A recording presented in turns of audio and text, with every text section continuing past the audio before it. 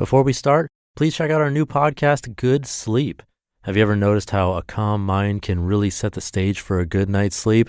That's the idea behind our new podcast, Good Sleep. Greg, our host from Optimal Relationships Daily, is here to help ease you into a peaceful night's rest with some positive affirmations. And these affirmations aren't just comforting, they can help ease anxiety and nurture positive thoughts, setting you up for true good sleep.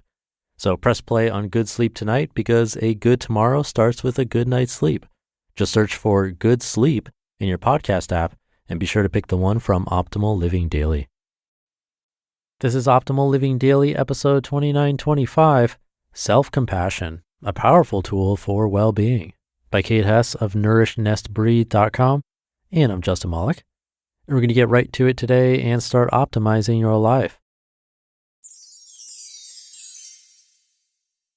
SelfCompassion, a powerful tool for well-being, by Kate Hesse of nourishing.com. From childhood, we're encouraged to be kind, treat others the way we want to be treated ourselves. However, we rarely hear how incredibly important it is to turn that kindness back onto ourselves. Self-compassion is affording yourself the same grace and understanding you give to others. Stop shoulding all over yourself. I have an amazing yoga teacher who often reminds students to stop shoulding all over themselves. Right. Yes, it does sound an awful lot like a slightly more colorful expression, and it's one of my life mantras. Sometimes I find myself feeling overwhelmed by a to-do list, which only seems to grow longer. Then my critical inner voice pipes up, I should be able to do more today. I should have these things taken care of. I should be doing better than this. When I start hearing those shoulds, I take a deep breath, remind myself to stop shoulding all over myself, and then I put the list face down and go do something really nice and indulgent for myself to refill my cup. And make sure you keep your teacup filled. I want you to imagine you're holding a beautiful teacup sitting in a lovely saucer. You're pouring tea into the cup from a teapot. You're pouring so much tea into the cup that it's spilling over and filling the saucer. What you have to give to others, that's the tea in the saucer. The tea in the teacup, that's what you keep for yourself. When I start hearing my inner critic chime in, it usually means I've drained my saucer and my teacup is emptying as well. Be your own best friend. I love the way Glennon Doyle in Love Warrior puts this often heard piece of advice, quote, treat yourself like someone you love. Listen to what you want and need and give it to yourself. Be your own friend, end quote. If your friend came to you and said she felt overwhelmed by her to-do list, she was tired and worn out and just couldn't seem to make headway, what would you say? I know I would never talk to her the way I sometimes let my inner critic talk to me. I would suggest my friend carve out some time ASAP for a little self-care, that she be compassionate with herself. I'd encourage her to remember that we're all human, not superhuman, and no one can do it all. And I would remind her that it's okay to let some things slide today if it means making time to restore yourself so you're ready to tackle them tomorrow. Quieting your inner critic. If you're like me, your inner critic may have a lot to say. She doesn't only tell me about what I should or shouldn't be doing. She also likes to remind me of what I am and am not. She knows all my insecurities and likes to prey on them when she finds a weak moment. And once I let her start talking, it becomes much harder to get her to stop. But I found two things which make a big difference. The first is keeping my cup full.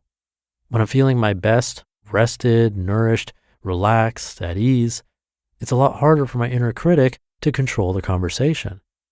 The second is becoming more aware of what my inner critic sounds like, so once I hear her start talking, I'm able to react before she begins to dominate the conversation. Here's a secret about your inner critic. She's a scared kid who's worried no one likes her, that she's being judged, and that she doesn't fit in.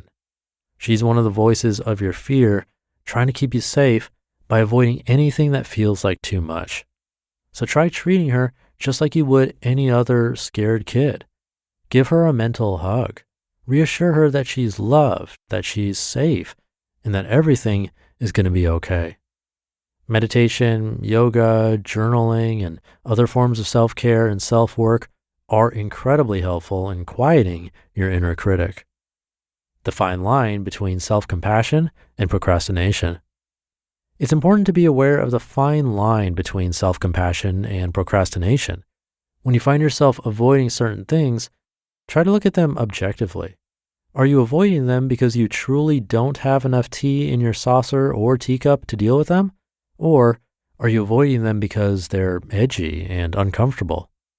Feeling depleted is a great reason for self-compassion, for allowing yourself to recharge. But tackling those edgy and uncomfortable things, that's where the magic happens. In Hatha Yoga, we often take poses to the edge and hold them. You shouldn't feel pain, but in going to your edge and then staying there, finding the ease in an uneasy pose, you're able to stretch, to grow, to reach places you didn't think you could before. Sometimes literally, you might be able to reach your toes when a few months before you couldn't. But often it's metaphorical. If you can stay in the edgy and uncomfortable place during your asana, you can do it in the rest of your life as well. Things that once seemed too scary start to look a little more doable. We're all works in progress. I saw a post on social media recently which said something along the lines of, "I teach what I need to learn." This blog post is a prime example of that. I'm a work in progress. There are times when my inner critic starts chattering away and dominates my inner dialogue, spending hours or days criticizing me. And there are also times when I allow myself to procrastinate under the guise of self-compassion. Today's a great example of that. I didn't sleep well last night. I woke up tired and it was snowing. So I let myself curl up on the sofa and read for a few hours this morning instead of practicing my asana or getting back to work or taking care of a dozen other things on my to-do list. I tried to tell myself it was compassionate. I was tired. But really, I know I'd feel more energized, not less, if I did my asana. I just wanted to have a snow day. So I got another opportunity to practice more self-compassion. Instead of letting my inner critic start criticizing me for procrastinating, I took a few deep breaths, let the morning go, and refocused myself for the rest of the day. Learning what your inner critic sounds like. The critical voice inside your head may not sound like mine. We each have our own stories we carry with us. Your critical voice will be talking to you from the book of your stories. What's important is you learn to recognize that voice. Just like your critical voice will be unique to you, the tools to help you recognize and quiet that voice will also be what works for you. Once you can hear the critical voice in your head as something other than the truth, you can begin to turn your attention elsewhere, focusing instead on what you truly need and remembering that self-compassion is an essential part of achieving balance and well-being. You just listened to the post titled, "Self-Compassion, a Powerful Tool for Well-Being" by Kate Hesse of nourishing.com. This episode is brought to you by Pete's. Few things start your day better than a good coffee. That's why Pete's hand roasts their coffee from a specific selection of high-quality beans. And they don't just put those beans into anyone's hands. Pete's trains their roasters for 10,000 hours so they can master the roast that gives you the most. Pete's Coffee. Coffee for coffee people. Find Pete's online or at your local retailer. Thank you to Kate. I'd like to take a part of this a little further. One little experiment that could be helpful for you is to think about your favorite people in life. And if you're struggling with that or looking for a new circle of friends, imagine who that friend might be. Really try to picture them. So this is either your current favorite person that you know or that great friend you might have in the future. See them in your mind. What do they look like? What are they wearing? How do they talk to you? And what do they say? If there's something going on in your life right now that you're trying to resolve, I'm sure there's something. Imagine asking this person what they think. What might they say?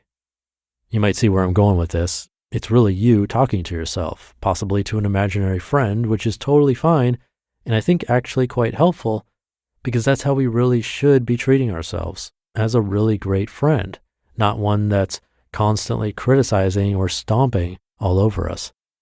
Next time you're feeling down or self-critical, anything along those lines, come back to this friend. Imagine them and try to come from that angle instead and see what they say.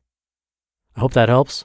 But with that, have a great rest of your day, hopefully with no criticizing, and I'll see you tomorrow where your optimal life awaits.